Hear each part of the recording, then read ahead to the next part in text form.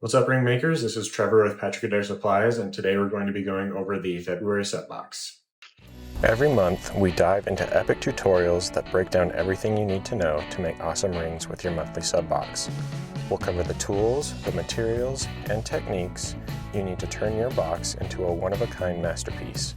Whether you're a first-timer or a pro, you're in the right place. The February sub box contains a vial of red glow powder, an empty vial, a Hexagon ring blank, carmine opal, obsidian,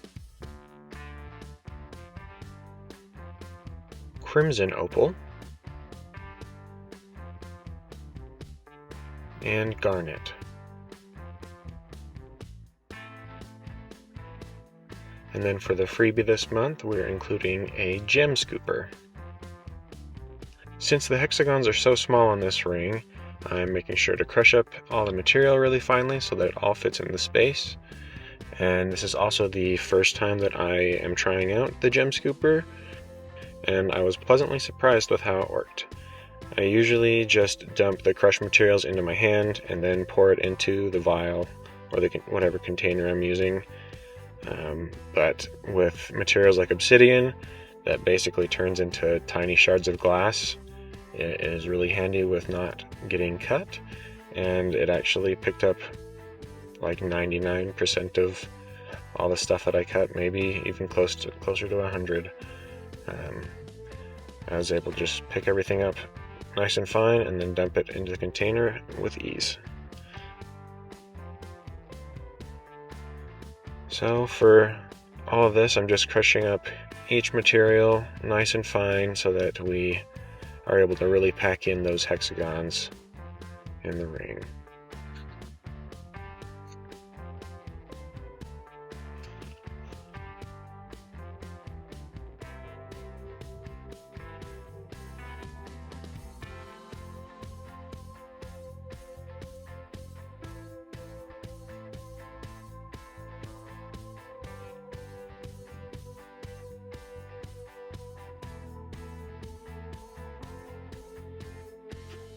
For starting this ring off, I decided to divide it into 8 sections of 3 hexes vertically, so that we'd be able to use each material twice. Generally, I usually use diagonal lines for these rings, but I had never tried it this way, so I figured it would be worth it to try it out just to see how it turned out in the end. When you are deciding how much space to use, the amount of hexagons will vary depending on the ring size. So you'll just have to count out each row or each diagonal and then divide it however you would want to do it. Or you can also just mix all the materials together and spread it throughout the ring however you want. Just whatever you think looks best is going to be the best way to do it. I started by just gently pouring the garnet into those 3 sections, and once I get good coverage and not too many big chunky pieces in there, I'm just lightly dusting it with the glow powder and then really gently blowing off the excess. If you blow too hard, you'll just blow the material out. I am just going to put a drop of super thin on each of the little hexagons and fill and add some extra garnet on top just to really make it packed in, fill it completely up, as dense as I can. And once the super thin is cured most of the way, not so it's completely hardened, but hardened enough that it won't stick to the back of my tweezers, I just kind of gently push everything down into the hexagons to even make it more dense once we are finishing the ring. And then I'm going to just repeat these steps for the 8 sections, like I mentioned earlier, for each of the materials. These rings do tend to take a bit longer to finish just because there are so many little hexagons to fill instead of just one channel to put everything into. So just take your time and enjoy what you're doing. If you mess up, it's okay. Just keep pushing on, and whatever you end up with in the end, I'm sure will look great.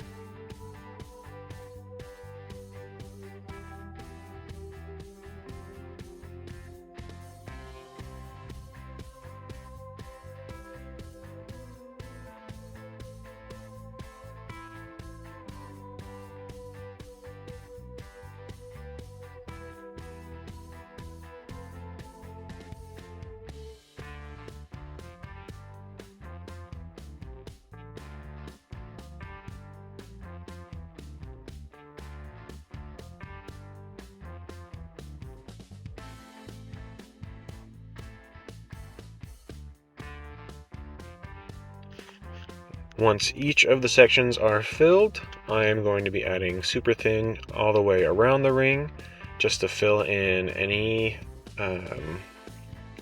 voids or any low spots, just trying to make it so everything is at least above the top of that hexagon line so that when we sand it down, it'll all be flush. I like to do this just to try and avoid getting any pitting or voids in there. So I'll probably do 2 layers of super thin, and then once that's cured, I'm going to bring in the rotary tool, and I use an 80 grit sanding drum with those, and then I will just be sanding that down flush with the metal.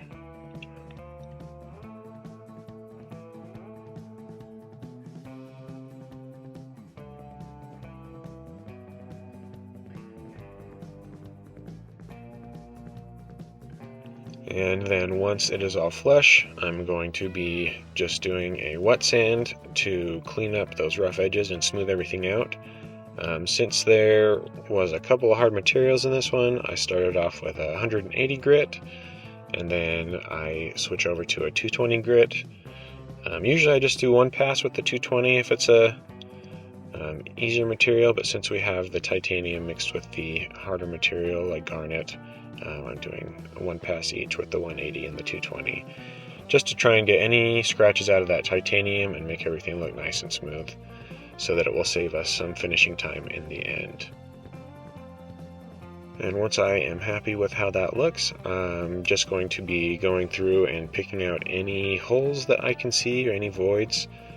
These hexagon rings tend to have quite a bit more holes that show up after that initial wet sand, just because it is such a tiny space.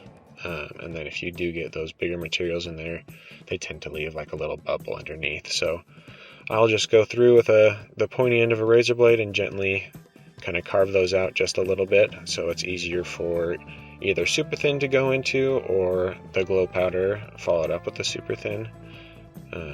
If you just have like a tiny little pinhole, it's probably just going to either skate over the top of it and just leave that hole underneath again. So I like to just open it up a tiny bit so the material of the super thin will flow inside and make that solid instead of a pit. And I'm going to just pour a little bit of our glow powder on top and just spread it all over. You can see how many little holes were left over. And I'm just going to spread that throughout, wipe off the excess, and then cover the ring with super thin. And once that's cured, I'm going to do one more layer of super thin just to make sure that everything is nice and flat and filled in. And once that is cured, I will be doing our finishing steps. But they are a tiny bit different for these rings. Since we have a flat surface on each side of this ring, I like to sand those with 500 grit, just so that it can match that top area, since the titanium will have that kind of brushed metal look instead of the initial gloss that it comes with. I like to just move the blank to the edge of the mandrel, and then I wrap a bit of 500 grit sandpaper around one of just the vials that we use, because it's a nice flat hard surface, and I just gently press it up against the side of the ring while it's spinning and wet sand that, and it just cleans up everything nice, makes it match the same texture, and gets rid of any scratches that may be left behind on that titanium. And I think it also hides future scratches a little bit easier as well. So I'm going to do that on one side, and then I'm going to do our regular wet sanding in the middle with the 220 grit, 500 grit, 1000 grit. I'm going to swap over to the other side and clean up that side of the ring blank with that 500 grit again. And then once that's finished, I will be just taking the ring off the mandrel and using a buffing tool to sand down or not sand down, but buff the inside of the ring to match now the sides and the top of that brushed metal look.